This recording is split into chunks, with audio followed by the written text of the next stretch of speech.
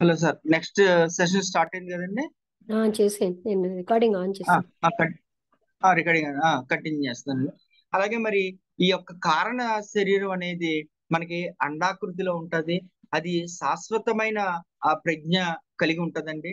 అందులో పర్మనెంట్ ప్రజ్ఞ అనేది ఉంటది. అంటే కారణ శరీరం అనేక దేహాత్మలను మార్చుకుంటది అనమాట. అంటే ఒక జన్మలో ఈ కారణ శరీరానికి ఒక జీవాత్మ ఉంటే, ఒక దేహాత్మ ఉంటే, మళ్ళీ నెక్స్ట్ జన్మలో వేరే దేహాత్మ తయారు చేసుకుంటది అనమాట.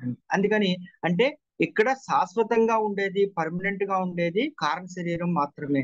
అందుకని దానిలో మనకి మన మానవునికి సంబంధించిన శాశ్వత ప్రజ్ఞ అనేది అక్కడ ఉంటుంది అనమాట. అది పర్మనెంట్ గా ఉంటది అనమాట.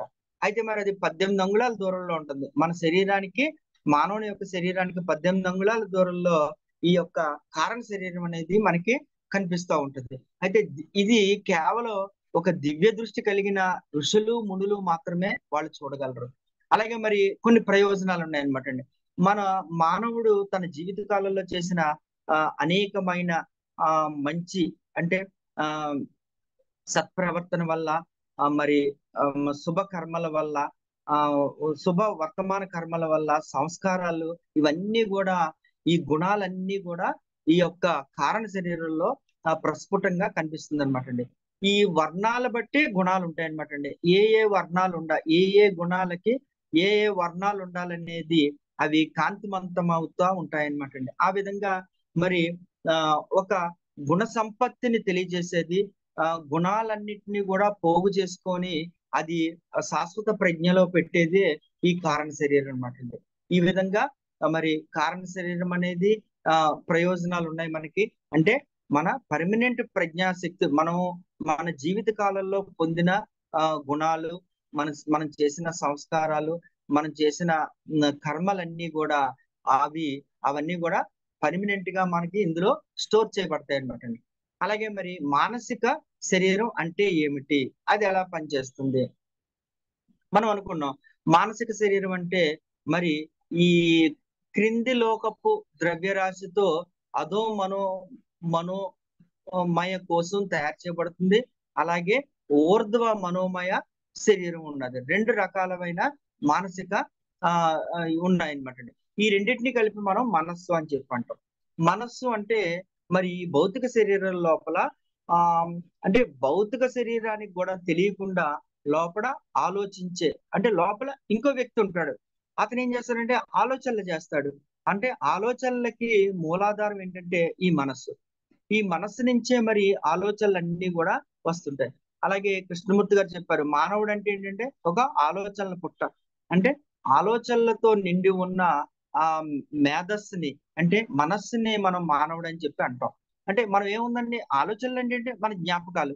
ఒక మనిషి యొక్క ఐడెంటిటీ ఏంటి, మన ఆలోచనలు. అంతే, మన ఆలోచనలు బట్టే ప్రతి మానవుడు కూడా వేరువేరుగా గుర్తింపబడుతుంటాడు. ఈ యొక్క మనసు అనే దాంట్లో మరి మనస్సును మళ్ళీ 4 భాగాలుగా మనం దాన్ని విభజింపవచ్చు. ఒకటి, ఈ యొక్క మనస్సులోని ఇగో అనేది ఉంటదండి. అలాగే బుద్ధి అనేది ఉంటది. అలాగే చిత్తము, చింతన. చింతన అంటే ఆలోచనల సముదాయం. మరి చిత్తము అంటే ఈ మనసులోని ఎక్కడి నుండైతే ఆలోచనలు అనేవి బయటికి ప్రసరింపబడుతుందో, అంటే జస్ట్ లైక్ ఎలాగంటే ఎయిర్పోర్ట్ లో మరి ఒక రన్వే ఉంటేనే మనకి ఫ్లైట్ అనేది మనం ఎంత అద్భుతమైన ఫ్లైట్ ని తయారు చేసినా దానికి ఒక రన్వే ఉండాలన్నమాట. అంటే రన్వే ఉంటేనే అది కిందకి ల్యాండ్ అవుతుంది. అలాగే మళ్ళీ పైకి టేక్ ఆఫ్ అవ్వాలంటే ఆ రన్వే సహాయంతోనే అది పైకి టేక్ ఆఫ్ అవుతుంది అన్నమాట. అలాగే మన మనస్సు కూడా ఈ 4 భాగాలుగా విభజించినప్పుడు ఆ చిత్తము, అంటే ఆ చిత్తం అనేది ఒక ప్లాట్ఫామ్ లా తయారవుతుంది అనమాట. అక్కడి నుంచే రిలీజ్ చేయబడతాయి ఈ థాట్స్ అన్ని కూడా. అంటే అవి అహంకారంతో కూడినవా, లేకపోతే మరి ఈర్ష్యతో కూడినవా, అసూయతో కూడినవా, ఎటువంటి ఆలోచనలు అయినప్పటికీ అవి బయటికి రిలీజ్ అవ్వడానికి ఒక ప్లాట్ఫామ్ ఉండాలి. ఆ ప్లాట్ఫామ్ నే మనం చిత్తము అని చెప్తాం అన్నమాట. ఈ విధంగా మరి మానసిక శరీరంలో మనకి 2 భాగాలు ఉన్నాయి. ఒకటి అదో మానసిక లోకం. అంటే ఇది బాగా క్రింది వర్గాల్లో ఉన్న మానవులందరూ కూడా ఈ యొక్క అదో మానసిక లోకంలో వాళ్ళకి పరిణతి చెంది ఉంటారు అనమాట అండి. అంటే వాళ్ళకి అదో సూక్ష్మమయ కోసం అనేది బాగా పరిపక్వత చెంది ఉంటది. అయితే వాళ్ళు స్వార్థపూరితంగా ఉంటాయి వాళ్ళ ఆలోచనలు. ఎంతసేపు నేను, నా సంసారం, లేకపోతే నా పిల్లలు, నా భార్య, నా ఆస్తి, నా ఇల్లు, ఈ విధంగా ఉంటాయన్నమాట ఆలోచనలు. వీళ్ళందరూ కూడా అదో మానసిక మనస్సు ఎవరికైతే మరి ఆ యొక్క అది మెచ్యూర్ అయిందో వాళ్ళు ఆ విధంగా ఆలోచిస్తారన్నమాట. అయితే నెక్స్ట్ ఇది హయ్యర్ మెంటల్ బాడీ. ఆ హయ్యర్ మెంటల్ బాడీలో ఏంటంటే అంటే ఊర్ధ్వ మనోమయ ఆ కోశంలో ఉన్న వ్యక్తులందరూ కూడా మనది, మనము అనే ఆలోచన ఉంటది. అంటే మనం ఈ దేశానికి ఏం చేశాము? లేకపోతే మనం ఈ సమాజానికి ఏం చేశాము? మన వల్ల ఈ సమాజానికి ఎంతవరకు ఉపయోగము? అలాగే మన వల్ల ఈ ప్రపంచానికి మనం ఏం చేయగలుగుతున్నాం అంటాడు. కానీ ఈ అధో మానసిక లోకంలో ఉన్నవాడు ఈ సమాజం నాకేం చేసింది? ఈ దేశం వల్ల నాకు ఉపయోగం ఏంటి? ఈ దేశం నాకేం చేసింది? అని అలా ఆలోచిస్తారనమాట. అంటే ఈ అధో మానసిక లోకంలో ఉన్న వ్యక్తులకి, అలాగే ఊర్ధ్వ మనోమయ లోకంలో ఉన్న వ్యక్తులకి, మెచ్యూరిటీ అయిన వ్యక్తులకి చాలా తేడా ఉంటదండి. వాళ్ళ ఆలోచన విధానంలో, వాళ్ళ మానసిక మెచ్యూరిటీలో మరి చాలా డిఫరెన్స్ కనబడుతదనమాట మనకి. మనం ఒక సామూహికంగా ఆలోచిస్తాం. ఒక ఆధ్యాత్మికమైన వ్యక్తి ఎప్పుడు కూడా అధో అధో ఊర్ధ్వ మనోమయ కోసం పరిపక్వత చెందినోళ్ళే ఎక్కువగా ఈ యొక్క ఆధ్యాత్మిక ప్రపంచంలో ఉంటారనమాట అండి ఆ మనుషులు. వాళ్ళు ఏమనుకుంటారంటే అనేది ఉండదన్నమాట వాళ్ళతో. వాళ్ళలో ఇగో అనేది ఉండదు. ఆ కొంతవరకు లేకపోవడం వల్ల ఆళ్ళు మన అనే దాని గురించి ఐ, వి అనే మాట్లాడతారనమాట. అనే చోట వి అని మాట్లాడతారు. ఈ విధంగా మరి మానసిక శరీరం అంటే మనం చెప్పుకున్నాం. అది ఎలా పనిచేస్తుందో కూడా మనం తెలుసుకున్నామండి. నెక్స్ట్ ఏంటంటే మరి కామ శరీరం. ఆ కామ శరీరం అనేది ఏంటి? కామ శరీరం అంటే ఏంటి? ఆ కామ శరీరం ఎలా వర్క్ చేస్తది? ఎలా పనిచేస్తుంది? అంటే మరి మనం అనుకున్నాం. ఈ యొక్క భౌతిక శరీరానికి ఇమ్మీడియేట్ గా లోపల ఉండేదే మనం కామ శరీరం అని చెప్పి అంటాము. ఈ కామ శరీరానికి మనం ఇంకొక టాపిక్ ఇక్కడ చెప్పుకోవాలి. ఈ కామ శరీరానికి, ఈ యొక్క భౌతిక శరీరానికి మధ్యలో ఒక డబుల్ ఎథరిక్ అంటే మనకి ప్రాణమయ కోశం అనేది ఒకటి ఉంటుంది అనమాట అండి. అది నెగ్లిజిబుల్. అది పూర్తిగా దేహం కాదు. అలాగని అది ఒక కోశము అని చెప్పి అన్నారు. అదొక టిష్యూ మాత్రమే. అయితే మరి అది లేకుండా మనం జీవించలేము. అయితే ఈ కామ శరీరం అనేది ఏంటంటే ఆల్మోస్ట్ మానవ దేహంలాగే ఉంటదన్నమాట అండి. కానీ చాలా అస్పష్టంగా ఒక మబ్బులాగా ఉంటుందన్నమాట. అది ఎప్పుడు కూడా ఈ భౌతిక శరీరాన్ని అంటిపెట్టుకొని ఉంటది. అయితే ఈ కామ శరీరం యొక్క మెయిన్ గోల్ ఏంటంటే అది కోరికలకి నిలయం అన్నమాట. అందులో ఏంటంటే అరిషడ్ వర్గాలు అనేవి ఎప్పుడూ ఉంటాయి అందులో. అలాగే ఈ కోరికలు ఉంటాయి ప్రతి మనిషికి. ఏ కోరికలు రావాలన్నా, ఏ కోరికలు కలగాలన్నా కూడా మనకి స్టార్టింగ్ పాయింట్ ఏంటంటే కామ శరీరం. కామ శరీరం నుంచే అవి రిలీజ్ అవుతాయి. అయితే ఈ కామ శరీరం అంతా కూడా ఈర్ష, ద్వేషం, కామం మొదలైనవన్నీ కూడా కలిసి ఉంటాయి. అయితే ఇలాంటి మనకి అవసరం లేని అవలక్షణాలన్నీ ఉన్నప్పుడు ఆ కామ శరీరం ఒక బూడిద వర్ణంలో ఉంటుందన్నమాట అండి. మనకి లెడ్ బీటర్ మొదలైన ఈ మాస్టర్స్ అందరూ కూడా వాళ్ళు మరి ఈ కామ శరీరంతో మనకి లోపలికి వెళ్ళి వాళ్ళు ప్రతి దేహాన్ని కూడా చూసి మనకి చెప్పడం జరిగిందనమాట. ఇది ఈ విధంగా మనకి రంగులు అనేవి ముదురు రంగులో ఉంటాయి. అలాగే మరి అవి దళసరైనటువంటి ద్రవ్యరాశితో తయారు చేయబడి ఉంటాయన్నమాట. ఈ యొక్క కామ శరీరం అంతా కూడా ఒక దళసరి అయినటువంటి ద్రవ్యరాశితో తయారు చేయబడి ఉంటాయి. ఉండడం వల్ల మరి ఆ శరీరం అంతా కూడా చాలా మందంగా ఉంటుంది. అలాగే మరి మీరు అడగొచ్చు, మరి ఏమండి కామ శరీరంతో ఇన్ని అవలక్షణాలు ఉన్నాయి కదా, కామ శరీరం అంటేనే కోరికలు నిలయమని చెప్పి అన్నారు. మరి మానవుడు నిరంతరం ఈ ఈర్ష్యని, ద్వేషాన్ని, అసూయని పెంచుకుంటూ పోతే ఎలాగే కోరికలు, ఒక కోరిక తర్వాత ఇంకో కోరిక, ఇంకో కోరిక తర్వాత ఇంకో కోరిక, ఇలాగ మరి మానవుడు ఈ కామ శరీరంలోనే తన జీవితం అంతా గడిపేస్తాడు. దాన్ని ప్యూరిఫై చేసుకోవడం ఎలాగా?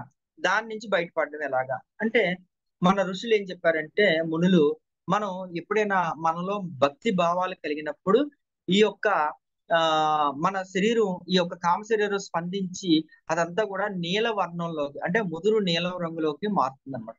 అలా మారినప్పుడు ఏమవుతుందంటే అందులో ఆటోమేటిక్ గా ఉన్న మరి ఈర్ష, ద్వేషం, అసూయ ఇలా మొదలైన అరిషడ్ వర్గాలన్నీ కూడా టెంపరరీగా కాసేపు తొలగించబడతాయి. అంటే మనం ఈ యొక్క భక్తి యోగాలోకి వెళ్ళినప్పుడు కొంతసేపు మనం జపం చేస్తాం, లేకపోతే భజన చేస్తాం. ఈ మొదలైన కార్యక్రమాలు చేసినప్పుడు ఏమవుతుందంటే ఆ నీల వర్ణం అనేది లోపలికి ఫోకస్ అవుతుంది అన్నమాట. అది చాలా కొంతసేపు పాటు ఉంటది. అంటే ఒక అరగంట సేపు గాని, ఒక గంట సేపు గాని అలా ఉంటుందన్నమాట. అలాగే ఇదే విధంగా మనం ఈ భక్తి భావాన్ని, ఆధ్యాత్మిక లక్షణాల్ని, ఆధ్యాత్మిక తత్వాన్ని మనం శాశ్వతంగా అంటే పదే పదే మనం ఇలాంటి భావ పరంపరలతో మనం కూడి ఉన్నప్పుడు ఏమవుతుందంటే ఈ నీలవర్ణమే అంతా కూడా ఆక్రమించుకొని ఈ యొక్క అరిషడ్ వర్గాలనేవి ఈ యొక్క వాటి యొక్క లక్షణాలని తగ్గించడానికి అక్కడ ప్రయత్నం జరుగుతుంది. ఆ విధంగా మనకి కామ శరీరం కూడా ప్యూరిఫై అవుతుంది అనమాట అండి. ప్యూరిఫై అయినప్పుడు మనం ఒకవేళ మనిషి బతికున్నప్పుడు కూడా మనం బ్రతికుండగానే ఇలాంటి మార్గాలను అనుసరించడం వల్ల మన కామ శరీరాన్ని ప్యూరిఫై చేసుకోవచ్చు. అలాగే మరణించిన తర్వాత కూడా మనం ఈ కామ శరీరం ప్యూరిఫై గా ఉండడం వల్ల మనం కొద్ది కాలమే మాత్రమే కామ శరీరంలో ఉండి వెను వెంటనే మనం సూక్ష్మ మనోమయ దేహంలోకి మనం ఎంటర్ అవుతాం అనమాట. ఆ విధంగా మనం ఈ యొక్క కామ శరీరాన్ని మనం క్లీన్ చేసుకొని అలాగే కామ శరీరంలోని దాన్ని కూడా ప్యూరిఫై చేసుకొని మనం జీవించుండగా కానీ మరణించుండగా కానీ మనకి ఇటువంటి ప్రయోజనాలన్నీ కూడా ఉన్నాయన్నమాట అండి. మరి అలాగే సూక్ష్మ శరీరం అంటే ఏంటి అనుకున్నాం, ఇందాకే మనం చెప్పుకున్నాం. సూక్ష్మ శరీరం అంటే దీన్నే ప్రాణమయ కోశం అని చెప్పంటారు. ప్రాణము అంటే ఇది ఏంటంటే మన భౌతిక శరీరానికి రెండింతలు ఉంటది అనమాట అండి. ఇది కేవలం ఒక అంగుళం దూరంలో మాత్రమే ఉంటది. అంటే భౌతిక దేహాన్ని ఎప్పుడు అంటిపెట్టుకొని ఉండేది అదే మన ప్రాణమయ శరీరం. ప్రాణమయ శరీరంలో మరి ఏంటంటే డబుల్ ఎథరిక్ అంటున్నారంటే అక్కడ రెండు ఆ కలిసినటువంటి అంటే తాడు ఎలాగైతే మనం పేనుతామో అంటే దాన్ని ఏమంటారు, రెండు తాళ్ళని మనం కలిపి చుట్టినప్పుడు ఏమవుతుందండి ఆ రెండు కూడా ఒక దాంట్లో ఒకటి కలిసి ఉంటాయి అనమాట, రౌండ్ అప్ అయి ఉంటాయి. ఆ రౌండ్ అప్ అయిన దాన్నే డబుల్ ఎథరిక్ అంటారు. ఒకటి ఏంటంటే ఒకటి ప్రాణము, ఇంకోటి ఆ ప్రాణం అనేది బయటికి వెళ్లకుండా బంధించేది ఇంకొక థ్రెడ్. ఒక థ్రెడ్ ప్రాణం అయితే ఇంకో థ్రెడ్ దాన్ని బయటికి వెళ్లకుండా దాన్ని పట్టించుతుంది అనమాట. అందుకని దాన్ని మనం డబుల్ ఎథరిక్ అని చెప్పి అంటాం. ఇది దేహానికి ఒక అంగుళం దూరంలో ఉంటుంది.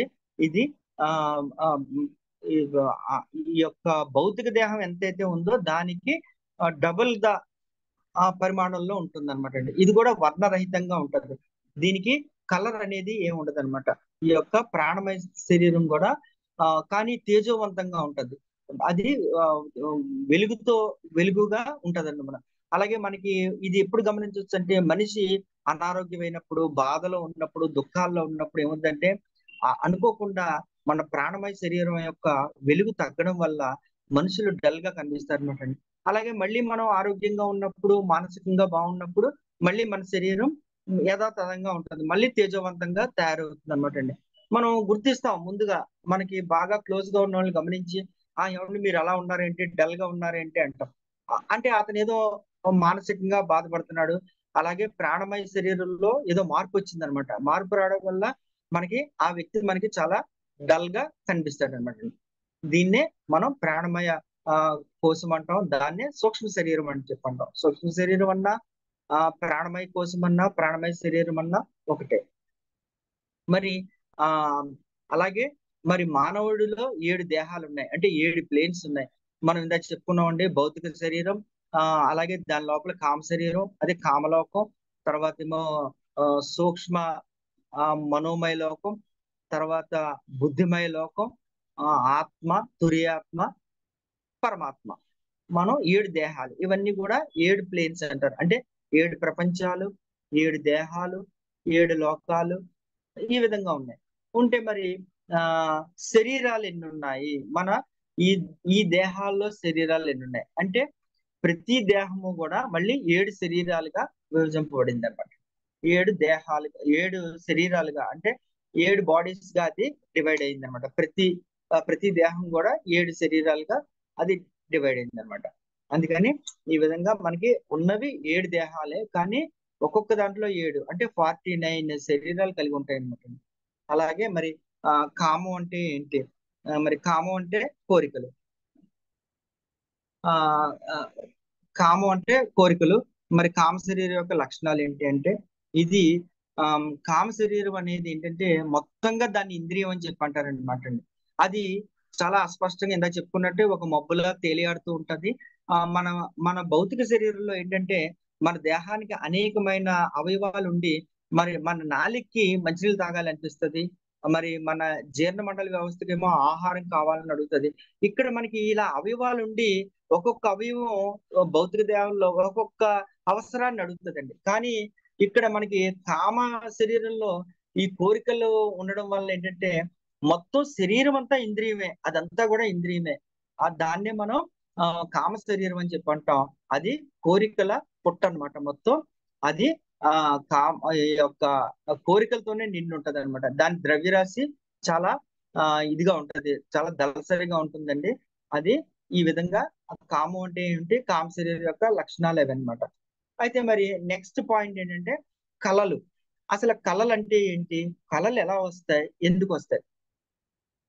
ప్రతి మానవుడికి కూడా మనందరికీ కూడా ప్రతి వాళ్ళకి తెలుసండి. అనుభవపూర్వకంగా మనకి కళలు అంటే మనకు తెలుసు.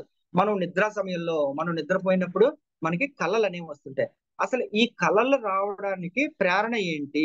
ఎక్కడి నుంచి వస్తాయి? అయితే ప్రతి మానవుడికి కూడా భౌతిక కామ శరీరాల్లో ఉండే ప్రజ్ఞాశక్తి అనమాట అండి.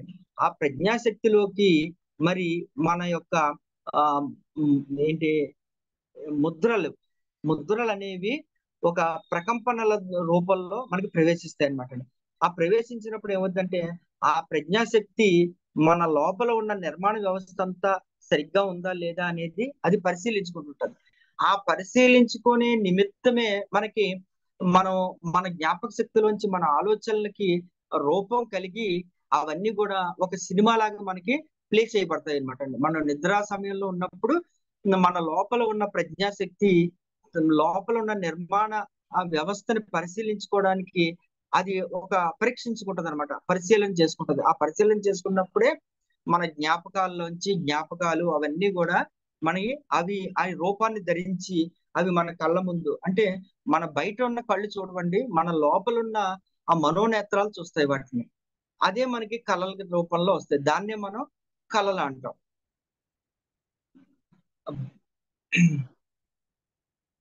వీటిని మనం కళలు అంటాం. అలాగే కళల్లో చాలా రకాలు ఉన్నాయి. అస్పష్టమైన కళలు ఉంటాయండి. స్పష్టమైన కళలు ఉంటాయి. అలాగే కొన్ని కళలు నిజమై తీరుతాయి అనమాట అండి. మనకి కొన్ని కళలు కలిగినప్పుడు ఆ కళ మనకి బాగా గుర్తుండిపోతది. నిద్ర లేచిన తర్వాత కూడా గుర్తుంటది. సేమ్ ఆ కళలో ఎలా వచ్చిందో మనకి బయట కూడా సేమ్ అదే అనుభవాన్ని పొందుతాం. అలాగే జరుగుతుందనమాట అండి. అలాగే కొన్ని కళలైతే మనకి అసలు గుర్తుండవు. అవి అసల జ్ఞాపకం ఉండవు. ఈ విధంగా మరి కళలనేవి ఉంటాయి. కళల్లో చాలా రకాలుంటాయి. అలాగే ఆ కళల్ని ఎనాలిసిస్ చేసే ఒక ఆ డ్రీమ్ కి సంబంధించిన ఎనలిస్టులు కూడా ఉంటారండి బయట. మనం మన మానసిక స్థితి ఎలా ఉందో దాని మీదే కళల ప్రభావం అనేది కూడా ఉంటది. కళలు కూడా ఆ విధంగా ఏర్పడుతుంటాయి అన్నమాట. మరి ఇంకా ఇంకో పాయింట్ ఏంటంటే అండి, భౌతిక శరీరం లేకుండా మనం ఒక మిత్రుడిని గాని, మనకి కావలసిన మన బంధువుల్ని గాని, మన కామలోకంలో గాని, మానసిక లోకంలో గాని ఉన్నప్పుడు గుర్తించగలమా? అంటే మన ఫ్రెండ్స్ నిద్రావస్థలో ఉన్నారండి.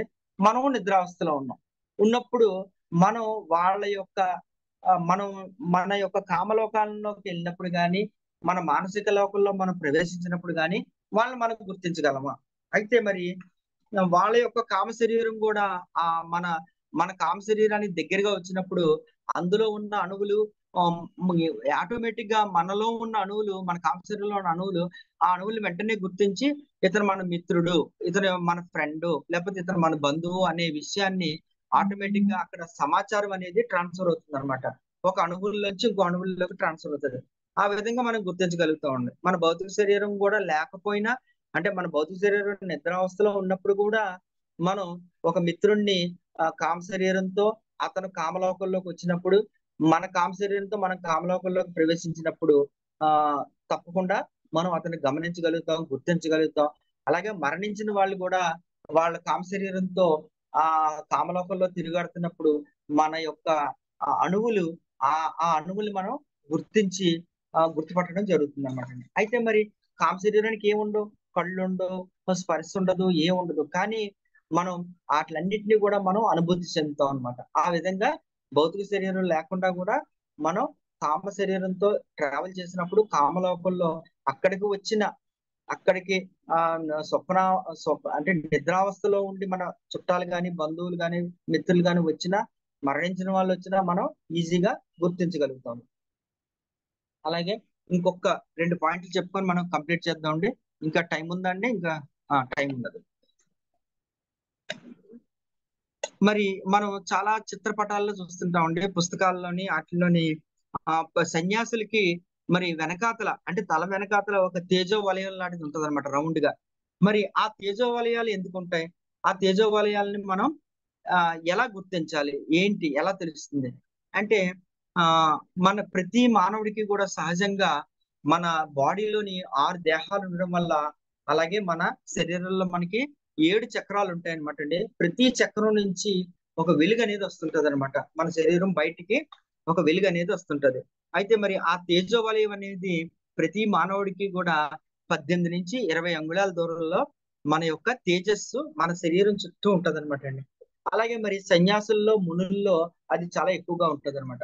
అంటే బుద్ధుడు, అలాగే రామకృష్ణ పరమహంస, శ్రీరాముడు, శ్రీకృష్ణుడు, శంకరుడు, ఇలా విష్ణుమూర్తి, ఇలా రకరకాల పిక్చర్స్ చేసేటప్పుడు ఆ పటాలు చిత్రీకరించినప్పుడు, ఆ రూపాలు చిత్రించినప్పుడు వాటికి వారి యొక్క తల భాగం వెనుక భాగంలో ఒక తేజో వలయాన్ని చిత్రకారుడు చిత్రిస్తాడన్నమాట అండి. అదేంటంటే వాళ్ళ యొక్క ప్రజ్ఞాశక్తి యొక్క ఆ పరిధి అన్నమాట.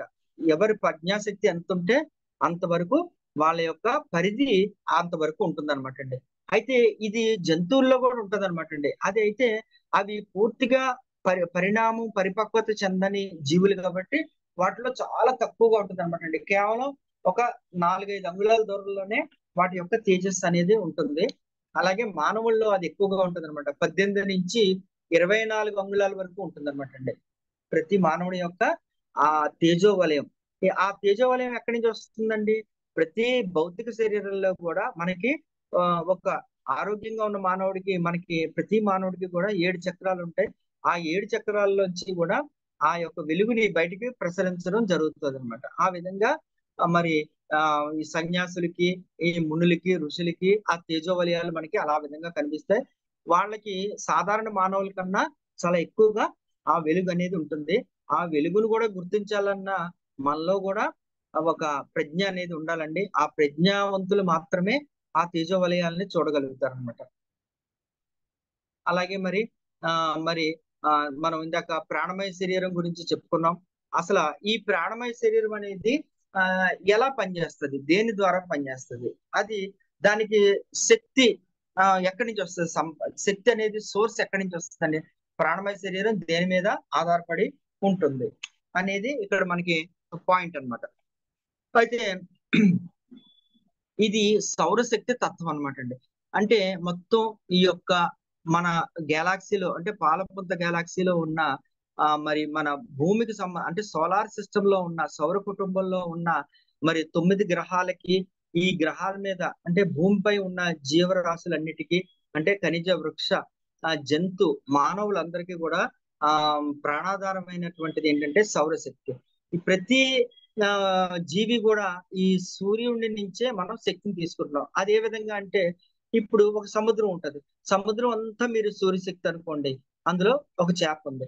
అప్పుడు ఆ చేప ఎందులో ఉందండి? ఆ సౌరశక్తిలోనే ఉంది. అంటే మనకి ఇక్కడ ఎగ్జాంపుల్ గా తీసుకున్నాం. సముద్రం ఆ సముద్రం అనే నీరంతా కూడా సూర్యకాంతి అయినప్పుడు అందులో ఒక ఒక చేప ఉంది. ఆ చేప ఎందులో ఉందండి? అక్కడ ఆ సూర్యశక్తిలోనే ఉంది. ఆ సూర్యశక్తిలోనే అది చలిస్తుంది. ఆ సూర్యశక్తిని గ్రహిస్తుంది. అదే విధంగా చేప సముద్రంలో ఎలా ఉంటదో మనందరం కూడా ఆ వృక్షాల దగ్గర నుంచి, మానవుల దగ్గర నుంచి చలనం లేని వస్తువులు కూడా ఆ సూర్యశక్తి తత్వాన్ని మనం తీసుకుంటున్నాం అన్నమాట. అది ఈ ప్రాణమయ శరీరానికి వర్ణం ఉండదు. ఇందాక మనం చెప్పుకున్నాం అండి. ఈ ప్రాణమయ శరీరానికి ఏ విధమైన వెలుగు అంటే కలర్ ఉండదన్నమాట అండి. అంటే ఒక రెడ్ కలర్ గాని, పింక్ కలర్ గాని అలా ఏం ఉండదన్నమాట. కలర్ ఏముండదు. అది వర్ణరహితంగా ఉంటది. కానీ అది చాలా కాంతివంతంగా ఉంటది అనమాట అండి. ప్రాణమయ శరీరం చాలా ఆరోగ్యంగా ఉన్నవాళ్ళు చాలా తేజస్సుగా, చాలా ఇందాక మనం చెప్పుకున్నట్టుగా ఆ తేజో వలయాలు కనబడతాయి అనమాట. ఆ వ్యక్తిలో మనకి ఆ తేజో వలయాలు కనబడతాయి. మరి ఎంతో కాంతివంతంగా ఉంటాయి. ఈ విధంగా మరి ఈ జీవశక్తిని మనం అందరం కూడా స్వీకరిస్తుంటాం అనమాట. అలాగే ఈ ప్రాణమయ శరీరం కూడా రోజు ఉదయాన్నే మరి ఆ మన పెద్దలు కూడా మనకి ఏం చెప్పారంటే కనీసం మనం 10 నుంచి 20 నిమిషాల పాటు ఈ సూర్యునికి వెలుగుకి మనం ఎక్స్పోజ్ అవ్వాలన్నమాట అండి. ఎందుకంటే మన శరీరంలో ఉన్న ప్రతి అణువు, ప్రతి కణం కూడా ఆ సూర్యశక్తిని తీసుకుంటది. అలాగే మన ప్రాణమయ దేహం కూడా ఈ సూర్యశక్తిని గ్రహించి అది కొంత ఎనర్జీని స్టోర్ చేసుకుంటది అనమాట అండి. ఈ విధంగా మరి ప్రాణమయ శరీరం అంటే ఇది. ఈ విధంగా మరి మన మానవ స్వస్వరూపం అంటే మానవ శరీరంలో ఇంకొక 6 దేహాలు ఉన్నాయి. అలాగే ప్రతి దేహం యొక్క మన విధులు, లక్షణాలు అన్ని కూడా మనం తెలుసుకున్నాం ఇప్పటి వరకు. ఆ ఆ, నాకు తెలుసున్నంత వరకు మీకు ఆల్మోస్ట్ అన్ని పాయింట్లు నేను కవర్ చేశానని చెప్పి అనుకుంటున్నానండి. ఇంతటితో ఈ యొక్క మానవుని యొక్క స్వస్వరూపం అనేది మరి కంప్లీట్ అయింది. ఈ లాస్ట్ ఈ 15 to 20 minutes లో మనం క్వశ్చన్ అవర్స్ అంటే ఈ సబ్జెక్ట్ మీద ఏ విధమైనటువంటి మీకు అనుమానాలు ఉన్నా, డౌట్స్ ఉన్నా మీరు చక్కగా క్లియర్ చేసుకోవచ్చు. అలాగే మరి నాకు ఇంతవరకు ఈ క్లాస్ చెప్పడానికి అవకాశం ఇచ్చిన పెద్దలందరికీ, దివ్యజ్ఞాన సమాజ సభ్యులందరికీ కూడా కృతజ్ఞతలు తెలియజేసుకుంటూ ఇక్కడతో మన మానవుని స్వస్వరూపం అనేది కంప్లీట్ అయిందండి. క్వశ్చన్స్ ఎవరైనా ఉంటే వేయొచ్చు. Thank you. గోపాలకృష్ణ గారు చాలా డీటెయిల్డ్ గా మేడం ప్రతి ప్రాణమయ కోసం అంటే ఇతరికి డబ్బులు అన్ని కూడా మీరు చాలా అవునండి. క్లియర్ గా చెప్పారండి. అంటే అన్ని కవర్ చేశారు థ్యాంక్ యూ బాగానే. మేడం. చాలా అవును అంటే ఆఖరికి తేజో మండలం కూడా బాగానే ఎక్స్ప్లెయిన్ చేశారు. అవునండి. అవును మేడం. అవును. అదే ఏమైనా డౌట్స్ ఏమైనా ఉంటే అడగమనండి. డౌట్స్ ఎవరైనా ఉంటే అడగండి. అది మనకి 12:20 వరకే కదండి టైము. అవును, ఒకవేళ మనకి క్వశ్చన్ ఆన్సర్ సెషన్ ఎక్కువ ఉంటే ఇంకొక కొంచెం ఎక్స్టెండ్ చేద్దాం. అదేలే. సరే. ఓకే అండి, బాగా ఎక్స్ప్లెయిన్ చేశారు టాపిక్ ని. Thank you sir. Thank you. అసలు ఈ జూమ్ మీటింగ్ కి ఎంతమంది రావాలనుకుంటున్నారు మీరు? ఎంతమంది వస్తే బాగుంటుంది అనుకుంటున్నారు? కనీసం ఒక 15-20 మంది వచ్చినా బాగానే ఉంటుంది సార్. అదే 10 మంది పైన ఉన్నా వాళ్ళకి అంతా వెళ్తుంది కదండి ఈ అది ఇన్ఫర్మేషన్. కాదు, ఇంకా మనం 10-15 మంది అనుకుందాం, లేకపోతే మనం మన గ్రూప్ లో కనీసం ఒక 40 మంది మీటింగ్ కి వస్తే ఉంటుందని అనుకుంటున్నారా? మరి ఎక్కువ ఉంటేనే మంచిది సార్, అంతే కదండి. అంటే ఇప్పుడు జూమ్ మీటింగ్ వల్ల ఏంటంటే వాళ్ళు ఏమి బయటికి ప్రత్యేకంగా రావక్కర్లేదు, వాళ్ళు ఉన్న చోటు నుంచి జూమ్ మీటింగ్ లో అటెండ్ అవ్వచ్చు. అందుకని మరి ఎక్కువ మంది వస్తేనే ఈ టాపిక్ అందరికీ కూడా వెళ్తుంది సార్, రీచ్ అవుతుంది అని నా ఉద్దేశం. అంటే వీళ్ళందరూ మిగతా వాళ్ళు ఎవరు రాకపోవడానికి కారణం వాళ్ళకే టైం, మనకే టైం లేదు, పని పాటు లేదు, వాళ్ళందరూ చాలా బిజీగా ఉంటున్నారని అనుకోవాలా మనం? మరి ఆ విధంగానే చెప్తారండి, అడిగితే మేము బిజీగా ఉన్నాం సార్, ఏదో పనిలో ఉన్నాం అని చెప్తారండి. మరి అది అంటే సండే నుంచి మండే ఉండేది, మండే నుంచి సండేకి మార్చాం 11 గంటలకి. అవును సార్. పొద్దున్న 6 గంటలకి పెట్టలేదు, 9 గంటలకి పెట్టలేదు, 11. అదేనండి, ఇది కన్వీనియంట్ టైమేనండి. పెడితే దీనికి కూడా రావట్లేదంటే వీళ్ళకి పని పోవట్లేదు, ఏదో మీటింగ్ పెట్టుకుంటున్నారని ఒక యాంగిల్లో ఒక ఆలోచన వస్తుంది నాకు. వాళ్ళందరూ బిజీగా ఉంటున్నారు, వాళ్ళందరూ చాలా రకరకాల పనుల్లో బిజీగా ఉంటున్నారు, లేకపోతే రెస్ట్ తీసుకుంటున్నారు అని అనుకోవాలి. మనకైతే పని పాటు లేకుండా పెట్టుకున్నట్టు కనిపిస్తుంది నాకైతే. అది వాళ్ళ ఉద్దేశాలు కూడా మనం స్టడీ చేయడానికి కదా ఉన్నాం. మనకి వాళ్ళు ఎవరెవరు ఉద్దేశాలు ఏంటో మనం స్టడీ చేయడానికి మనకి బ్రెయిన్ ఉంది కదా. రమణ గారు, సబ్జెక్ట్ మీద కొంత ఇంట్రెస్ట్ కూడా ఉండాలండి. అదే అవును సార్, అవును సార్. ధ్యాస మీద కాదు ఇంట్రెస్ట్ ఉండాలి, సబ్జెక్ట్ మీద ఇంట్రెస్ట్ ఉండాలి. ఆటోమేటిక్ గా అవి రెండు ఉంటే అదే మనసు అదే అవుతుంది బయటికి. ఇలా అవుతుందండి. కాదు అంటే ఈవెన్ సరే రెస్ట్ పొజిషన్ లో ఉన్నా కూడా వినొచ్చు సార్. ఇప్పుడు జూమ్ క్లాస్ అనేది ఏంటంటే వాళ్ళు ఎలాగో వీడియో కట్టేసి మా ఒక ఏంటంటారు కూర్చొని కుర్చీలో వెనక్కి చేరబడి కూడా వినొచ్చు అసలు వినాలనుకుంటే సబ్జెక్ట్ అండి. వినొచ్చు కానీ మైండ్ దీని మీద కాన్సన్ట్రేట్ చేయాలి కదా. ఉండదండి, చేయరు కదండి. కాన్సన్ట్రేట్ చేయాలంటే ఆ సబ్జెక్ట్ మీద ఇంట్రెస్ట్ ఉండాలి. అంతే కదా సార్. ముందు తెలుసుకోవాలన్న ఒక తపన జిజ్ఞాస అంటే ఉండాలి. గోపాలకృష్ణ తపన గారు తపన ఎంతో ఉండాలి. అంటే శ్రమతోటి చక్కగా అధ్యయనం చేసి అన్ని కలిపి మనకి ఒక దగ్గర ఇచ్చారు. అది మనం ఏమీ అవును, అధ్యయనం చేయకుండా సారం అంతా వినగలిగాం. అవును, అదే మంచి ఇప్పుడు అవకాశం. థియాసఫీలో ఉన్న వాళ్ళు థియాసఫీ మీటింగ్ జూమ్ అనేది ఏంటంటే మనం ఇంట్లో నుంచి ఒక అడుగు తీయక్కర్లేకుండా ఉండేది ఒక అవును, ప్లాట్ఫామ్. మనం మొబైల్ చేతిలో ఉంది, దానికి ఒక యాప్ డౌన్లోడ్ చేసుకుంటున్నాం, పెట్టుకుంటున్నాం. సో దీనికి కూడా రావడం కుదరట్లేదంటే ఇది ఇది ఈ మూమెంట్ అసలు ఈ థియోసాఫికల్ సబ్జెక్ట్ స్టడీ చేయడం కానీ అడ్మినిస్ట్రేటివ్ మ్యాటర్స్ కానీ అన్ని కలిపి ఉంటేనే థియోసాఫికల్ సొసైటీ అవుతుంది. అవునండి. సపోజ్ థియోసాఫికల్ సొసైటీ అనేది అడ్మినిస్ట్రేటివ్ మ్యాటర్ లేదనుకోండి, అవును, మీ మీ రాజమండ్రి లాడ్జ్లో మీ అడ్మినిస్ట్రేటివ్ మ్యాటర్ చూసుకునే మీరు మీరు మీరు చూడలేదు అనుకోండి, ఏమవుతుంది మీది?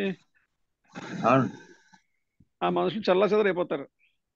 అంతే కదండి. అంతే. ఇప్పుడు మీరు మన రెన్యువల్ సంతకాలు పెట్టించడంలో అవును, వీళ్ళందరినీ పోగేసి రకరకాలుగా కష్టపడి చేస్తే 31వ తారీఖుకి పంపించారు. అవునండి. వీళ్ళందరూ ఇంత చేసినా వీళ్ళెవరు రావట్లేదంటే ఇంకోటి ఈ జూమ్ లో ఇంకొక డిసడ్వాంటేజ్ ఉంది. మీటింగ్ ఉంటారు కానీ మీటింగ్ పిక్చర్ ఆడియో ఆఫ్ చేసేసి కూడా మీటింగ్ ఉన్నట్టుగా కనిపిస్తారు. అది వాళ్ళు ఉండరు కూడా అసలు నిజంగా. అవునండి, అలా ఆన్ చేసి పెట్టేస్తారు. అవునండి. అవును. ఇందాక నాకు ఏమైందంటే ఫస్ట్ సెషన్ లోను నేను ఆ, వింటున్నాను. సార్. మాకు ఇక్కడ నైట్ 11:30 11:40 అయింది నైట్. ఆహా, ఆహా, ఓయ్. మీకేమో ఇప్పుడు 11, మీకు 12 అయిపోయింది. 12:07 అయింది. మీకు అవునండి, 12:07 అయింది. 11, మాకు 11:37 అయింది. ఫస్ట్ సెషన్ లో నేను నిద్రలో గడిపాను ఆహా, ఆహా, ఓకే, వింటూ ఓకే. వింటూ. అవునండి, అవును. సడన్ గా అవునండి. ఉంటే నాకు ఏమైందంటే చూస్తే సెకండ్ సెషన్ లోకి ఎంటర్ అయిపోయినట్టుగా కనిపించి 8 మంది ఉంటే ఆటోమేటిక్ గా సెకండ్ సెషన్ స్టార్ట్ అయిందని అనుకున్నా. అవునండి, అవును. ఓకే, మొత్తానికి కనెక్ట్ అయ్యాం. నేను సార్ అనేది ఏమైనా ఏంటంటే డౌట్స్ అడుగుతారా? ఎవరైనా రాజు గారు ఇంకెవరైనా డౌట్స్ అడుగుతారా ఈ సబ్జెక్ట్ మీద? నేను చెప్పే నేను చెప్పేది ఇదే అండి, మీకు ఇందాక నుంచి చెప్పేది అదే. వీళ్ళు మీటింగ్ లో ఉన్నారు అని ప్రూఫ్ ఎక్కడ కనిపించట్లేదు. ఉన్నట్టు ఆడియో ఇందులో ఈ వీటిలో ఉన్న ఈ అంటే యాప్ లో ఉన్న సీనియర్ మెంబర్స్ ఉన్నారు కదా, శాస్త్రి గారు, వాళ్ళందరికీ బాగా తెలుసు అన్ని. అవును ఆర్విఎస్ అసలు శాస్త్రి గారు మీటింగ్ లో ఉన్నారో లేదో. ఉన్నారు. రాజు గారికి కట్ అయ్యి చాలా సార్లు కట్ అవుతుంది. ఇందాక నుంచి కట్ అవుతున్నారు వస్తున్నారు. అంటే సిగ్నల్ కట్ సో అవుతుంది. ఉన్న 8 మందిలోనే అసలు మా పార్టిసిపేషన్ లో ఉన్న మీకు బాడీ ప్రెసెంట్ మైండ్ ఆబ్సెంట్ అని ఉంది కదా మీటింగ్ లో. అలా కాదు, సిగ్నల్ కూడా ఉండదండి ఒకరికి, అందుకని కూడా రాజుగారి దళ అవుతుందేమో అని అనుకుంటున్నా. రాజుగారు అంతేనా? రాజుగారికి అన్మ్యూట్ చేయాలి. ఏదైనా మేడం చాలా గారు బాగా సేకరించి బాగా చెప్పారు గోపాలకృష్ణ గారు. Thank you very much madam. Thank you అండి. అన్ని దగ్గర నుంచి అంత మొత్తం అన్ని బాడీస్ కవర్ చేశారు. ఆయన 5-6 ఎలిమెంట్ చెప్పి కంటోపాటు వచ్చింది ఆయనకి. మోనాడ్ అంటే ఏమిటండి? ఏంటండి మోనాడ్ అంటే ఏమిటి? ఆరా అంటే అదే తేజోవలయం అండి. ఇందాక నేను చెప్పి మోనాడ్ అంటే మోనాడ్ అండి. మోనాడ్ అంటే మనం తురియాత్మ అని చెప్పి అంటామండి. దాన్నే మనకి ఇంకా ఇంటర్నల్ గా ఉంటది అనమాట. ఆత్మ కన్నా ఇంకా లోపల ఉండేదే తురియాత్మ అనమాట అండి. అయితే ఇప్పుడు మనం మానవుడు ఎలా పరిణామం చెందుతున్నాడంటే ఒకప్పుడు ఆత్మ నుంచి మనకి సపరేట్ ఆత్మతో మానవుడు జన్మ తీసుకుంటున్నాడు. ఇప్పుడు పోను పోను ఏమవుతుందంటే తురీయాత్మ నుంచి బాడీస్ తయారవుతాయండి. అప్పుడు ఈ యొక్క దేహాత్మలు తయారవుతాయని చెప్పి మన దివ్యజ్ఞానంలో చెప్పబడింది. అంటే మనకి ఇంకా మన ఈ యొక్క జీవం యొక్క ట్రావెల్, ఈ జీవాంశం యొక్క ట్రావెల్ ఇంకా ముందుకు జరిగిన తర్వాత అప్పుడు డైరెక్ట్ గా తురీయాత్మ అనే ప్లేన్ నుంచి, అంటే ఆ ప్లేస్ నుంచి కూడా మానవ యొక్క ఆత్మలు నుంచి ఈ యొక్క మానవ దేహాలు వస్తాయని చెప్పి అంటున్నారు. అలాగే మనకి ఇప్పుడు మనకి పంచేంద్రియాలు ఉన్నాయండి. అప్పుడు 6వ సెన్స్ కూడా ఏదో మనకి వస్తుందంటండి. ఇంకో సెన్స్ కూడా వస్తుందంట రాబోయే, అంటే కొన్ని వేల సంవత్సరాల తర్వాత మానవులకి 6th సెన్స్ తో కూడా పుడతారనమాట అండి వాళ్ళు. అదండి, అది తురీయాత్మ అంటే. అవునండి, 6th రూట్ ట్రేస్ లోకి మనం ఎంటర్ అయితే అప్పుడు మనకి ఇంకొక ఫ్యాకల్టీ కూడా వస్తుంది అనమాట. ఇప్పుడు మనకి పంచేంద్రియాలు ఉన్నాయి, అప్పుడు ఇంకొక ఇంద్రియం కూడా మనకి యాడ్ అవుతుంది అనమాట అండి. అక్కడి నుంచి ఆ ప్లేన్ నుంచి వచ్చిన ఆ దేహాత్మకి. అది సార్.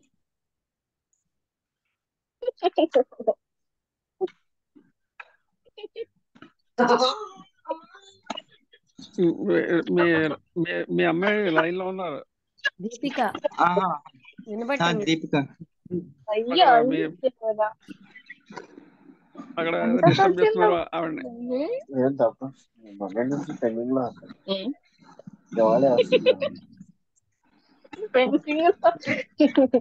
ఈయన కూడా స్టాండప్ కామెడీలో కలుతున్నారు. పార్దు కూడా వింటున్నాడా దీపిక? అవును డాడీ, ముగ్గురం వింటున్నా. Okay okay. ఇదే 12:15 అంటే ఇంకా మనకి 7 minutes 8 minutes అంత ఉంటుంది. ఇంకా అంతే సార్, 8-9 minutes ఉన్నాయండి. అదే రఘురామ్ గారు ఉన్నారండి లైన్ లో. రఘురామ్ గారు ఉన్నారా జూమ్ లో? ఉన్నాడు లేదు కదా ఆయన. రఘురామ్ మొదటి లేదు, ఆయన 2 నిమిషాలు వెళ్ళిపోయాడు. ఆయన గారు మహా బిజీ. స్టార్టింగ్ లో ఉన్నారండి ఆయన ఇంటర్నేషనల్ బిజీ. ఆయన ఇలా ఇంత కష్టం చెప్పండి ఆయనతోటి. ఇలాగా ఏదో మొక్కుబడికి వచ్చి జాయిన్ వెళ్ళిపోవడానికి అయితే కుదరదు. ఇది director of propagation, he has to undertake this issues అని చెప్పండి. అలాగే వచ్చి ఇక్కడ మీరు మిగతా పని పాటలు ఎక్కడ ఉన్నారంటే ఆయన గారు